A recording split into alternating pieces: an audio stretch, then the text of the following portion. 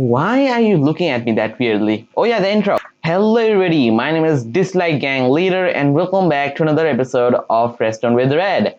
If you want to know more about my identity, watch till the end of the video. There's going to be more about that in the end. But anyways, we're back with another episode of Redstone with Red. It's been quite a while since we've been here because the previous video took a heck of a long time to make. But we are back on episode 4, and in today's video, we're going to be taking a look at the Observer. I mentioned this in my previous video, but observers are really important in every single redstone contraption. Believe me, we're going to be pretty much using these in every single redstone contraption that basically exists. So yeah, these are really useful, but they aren't the most complicated. I mean, they have a little bit of mechanics going on behind them, but it's really easy to understand. So hopefully I'm going to be going into a little bit more depth about these observers so that you can understand them to the fullest. But with that being said, let's just jump into it. Observers. Now, what are they? As the name might suggest, they are a block that can observe things. Now, what can the observer observe? So the observer can detect block updates. Now, you see, there's a little bit about block updates and a little bit about observer history that I'm going to go into. So if you don't like that, you can skip ahead as much as you want. So first of all, we're going to take a look at block updates. So block updates are basically a thing that when a player interacts with the block, or I guess the Minecraft world, it updates the blocks around it. Meaning that, let's say here, if I break this block, Minecraft had to calculate that what would happen to all of these blocks around it. And based upon that, that would give off a block update. And that block update can be detected by this observer. There's a lot of more block updates than just breaking blocks. There are placing blocks and much more that we're going to get into that in a little bit. I'm going to show you all the updates that a observer can detect. One more thing that I might have to mention is, why were the observers added? Because you might not know this, but the observers were added in 2017 alongside the 1.11 update. And by then, Redstone was really big among the community. So why was it added this late? You see, in Java Edition, Java Edition is really weird. Give me a second. You see, in this situation, I'm going to power this block above here, as you can see here, and that does not connect to this piston in the slightest. As you can see here, as I taught you before, a block, if it's even hard powered, can only power a block under it. But that does not work because this block is being powered and a block powered cannot power another block. But you see, in Java Edition, this piston would have been extended. Minecraft, that does not make sense. Yeah, fix it. But actually, that's the reason why people actually like Java Edition. Yeah, I can't understand it. Anyways, yeah, this is a really weird system, and using a system like that, I can't actually remember the complete system. You can actually detect block updates in Java Edition without having the observer. So that's the reason why observers were not added until the 1.11 update. But after that, you see, Bedrock Redstone got a little bit bigger, and people over on Bedrock needed to detect block updates because we did not have this weird thing. So then we were given the observer, which does more than just detect block updates. So yeah. With that being said, if you didn't watch what are block updates and the history of it, welcome back. So we're going to talk about a little bit more mechanics about the observers now. So the observers, as you can see here, can detect block updates.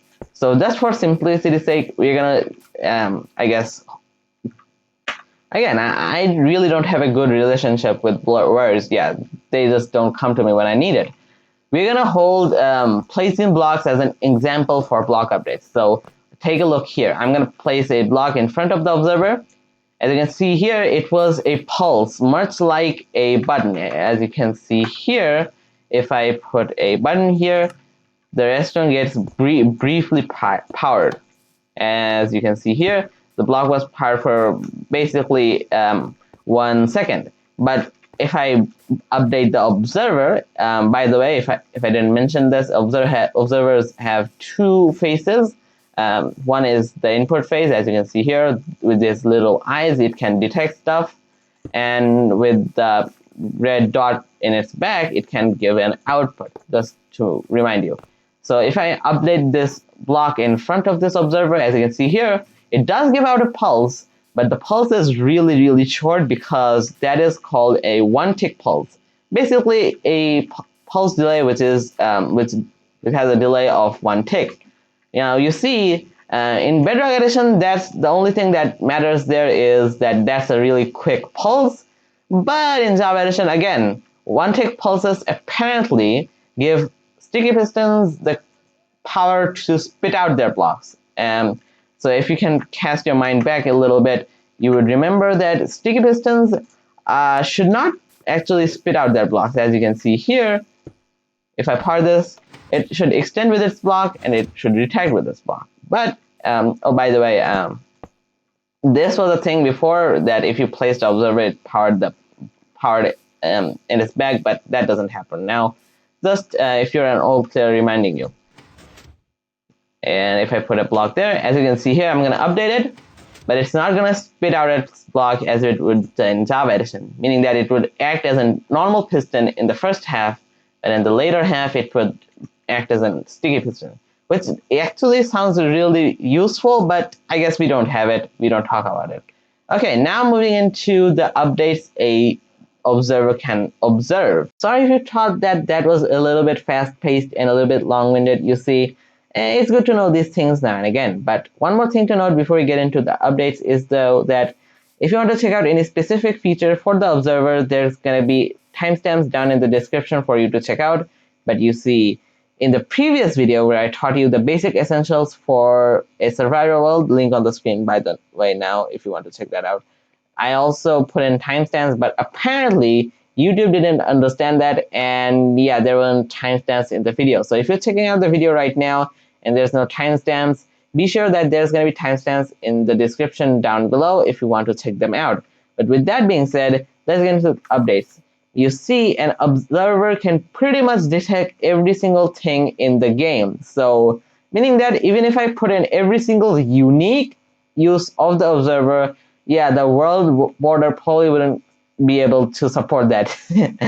Yeah, they can detect a lot of things. So if I put in every single thing in the video right now, it would be 3 hours long and I would have a headache by the end of it. So I put in every single thing that I thought was essential to Redstone, essential to the series in the later episodes, and pretty much everything that you'll need in your life if you're doing Redstone. So yeah, let's just get into the updates. That you saw before, I said that if you break a block in front of an observer face like that, or if you place a block in front of an observer face like that, both of them give off signals behind them and they detect that. So that is still the case as you saw there, but that's not the only updates that an observer can observe. So let's get into some new stuff.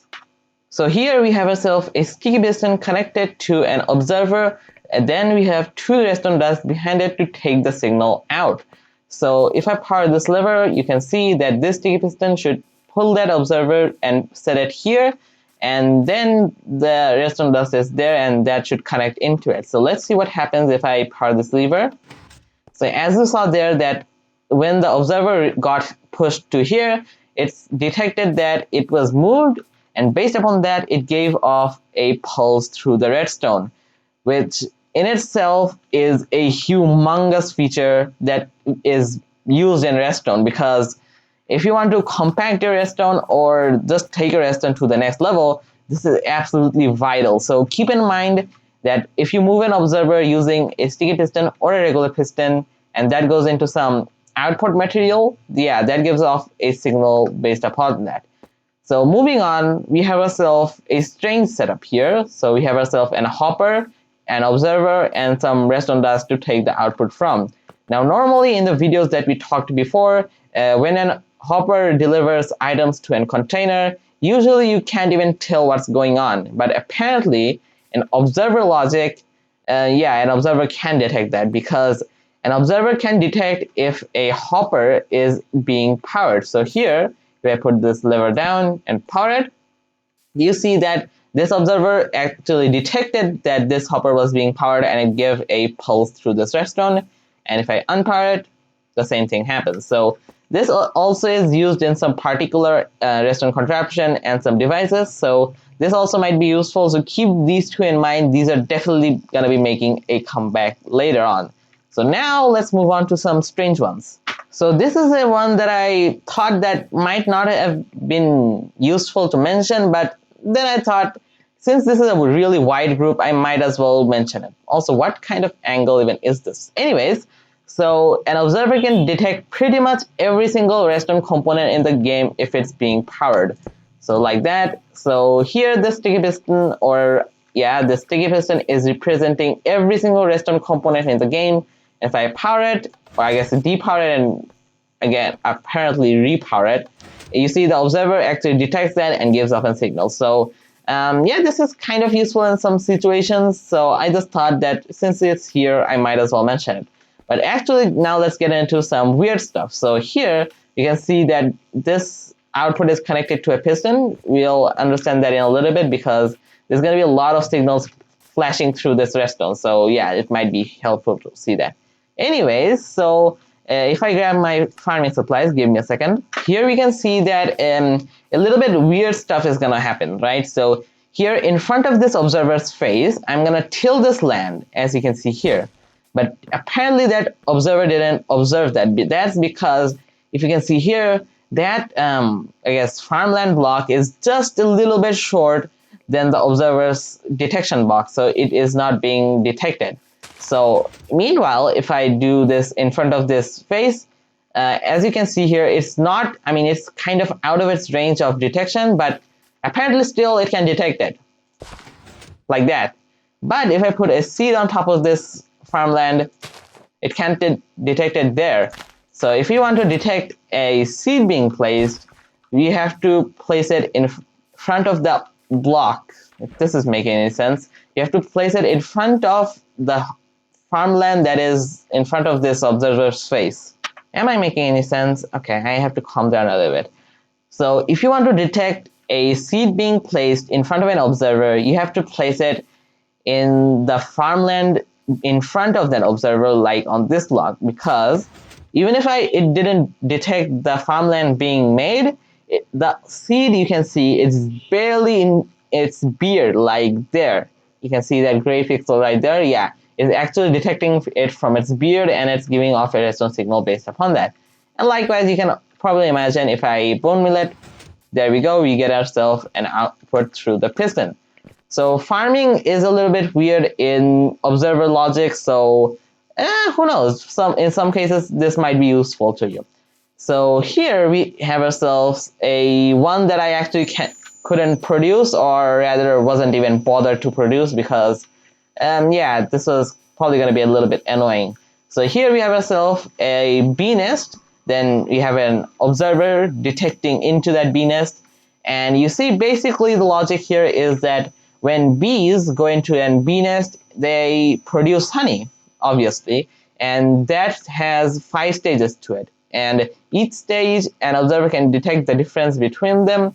So using that, you can make a simple but easy, what do you call it, honey bottle and beehive farm. Sorry, honeycomb farm. Anyways, I'm forgetting words. Anyways, so here we have ourselves the final one, which this one I'm gonna be honest with you, you're probably not going to be using this in your life ever, but since this is kind of there, you might as well learn it. So an observer can also detect the flow of water and its different stages. So here the signal is kind of weak and it fired once because the water got in front of its face.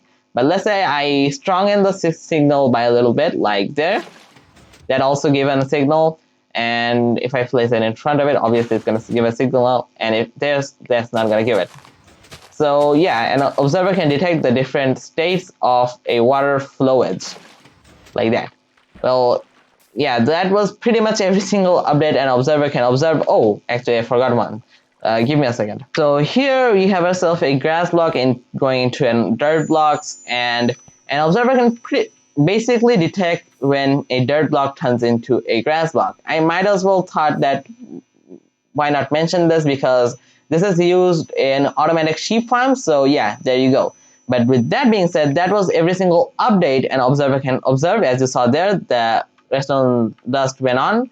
But you see, that's not everything an observer can do, because there's a lot more mechanics to the observer. So let's get into some random facts about the observer. I should have mentioned this in the first clip over there, but you can probably tell that by the experiments I've been doing to show you. So as you saw before, if I do anything in front of an observer's face, the observer detects that and gives off a redstone signal, meaning that it's an redstone power source. And as I said in the first episode of this series, every single power source apart from the daylight sensor and the redstone block power their block around it with a hard power like that there. So I thought that that was a needed fact to mention, because I'm a dum-dum and didn't mention this in the first clip. So remember that observer is an power source.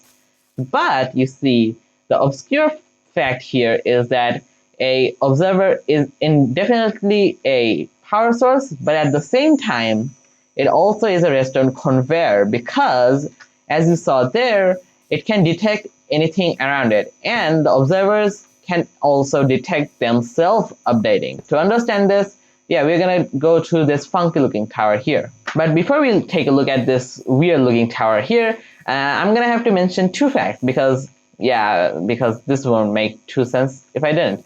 So observers, again, you saw this in the first clip, they detect every single thing that happens in front of their little eyes, like that. And they can also detect if other observers are detecting stuff. So let's say, for example, here, I put this observer there, and I power this observer in front of here. That observer detected that. Now, you see, that might have not made too much sense, because from the side, you cannot say that an observer is being powered because there's no red dot in it, but observers can see more than the human eye. Quote from 2020 by RedBlockss. So they can also detect if an observer is firing from every single four sides of their head. Like from here, there, they can detect it from every single side if they are detecting anything. So yeah, with that being said, we can take a look at this tower. Oh wait, I forgot to mention. So I said that so observers can be used as a redstone conveyor like that. As I said before, if I power one of them, it goes through the line, because this can detect that powering, this can detect that powering, and so on and so forth. But another thing that is, I guess, useful for the observer is that you can place observer in all the, I guess, cardinal directions. Like you can place them upside up, upside down, but that's probably going to be a little bit tough. Let's see if I can do this. Yeah, like that. You can place them upside down. You can place them in every single horizontal direction, meaning that the observer can take that redstone signal and convey them in every single direction, also being a complete block, which, believe it or not, a redstone dust or a redstone torch is not. So they also make these cells really compact and usable in different directions. And one more last thing to note before you get into this tower is that an observer obviously always has a 1 tick of delay, as you can see here. If I power this in front of this observer, 1 tick of delay. But it has a 1 tick of delay all the way around. So if this observer fires at 1 tick of delay, and this one will observe that in 1 tick of delay, but it will give off a signal at 1 more tick of delay, meaning that this output would be 2 ticks delayed. I don't know if you can see this, but okay, hopefully you saw that this one fired 1 tick later of this thing fired. So meaning that with using observers stacked like this, if I power this redstone dust in front of this observer should detect that, and this one should detect this firing, and this one should detect this firing, and this one will detect that one firing and firing this redstone lamp, and the same will happen along the line. But since these are spaced out, this one will fire first, this will go second, and this one will go third, and then we'll get ourselves a nice lighting effect like that. And using the observer like this, you can get yourself some really nice lighting systems. Okay, now let's move on to another usage of vertical observers. I mean, another use probably is not the correct name of it, but this is just another way you can do that over there. You see, there every single observer has a 1 tick of delay extra, but using the method I showed you a little bit ago over there, an observer can obviously power Redstone components around them. That includes hoppers like this one, and the hopper power locking can detect. I should really check the word doctor. Uh, this hopper powering can be detected by this observer, and so on and so forth, meaning that you can save 1 tick of delay on every single observer, meaning that at a certain point you can save a huge amount of time. I have not been so embarrassed in my life ever, because I'm struggling with words and I'm also struggling with Redstone. Okay, that should work. There we go. Okay, I have to comment down a little bit. So yeah, using these observers in this kind of fashion that I showed you here and there, you can get yourself some nice traveling systems like that and that and that. And you can also use them to get some really nice lighting effects, because using observers like this, you can get some really nice disco lighting. Okay, give me a second, I will show you that. Like, look at this. I mean, this was probably the easiest thing to do. So basically what I did is put an observer in front and just put observers in a looping fashion. And with something as easy as that, you can get yourself something as beautiful as that. So that was, that was vertical observers. So I think that's every single function of an observer. Okay, let me double check, because I don't want to embarrass myself more. Nope, sorry for that. Okay, I was saying, nope, that's pretty much everything the observer has to offer. So I hope you understood every single thing that I said in this video. I know at certain points it got confusing, but I mean, the observers really deserved another video, and I wanted to go in a little bit in detail. So hopefully you understood every single thing. Now, since we are here at the outro, there's a couple of things that I had to mention. So first of all, why did I call myself the dislike group leader or dislike gang leader? I can't even remember.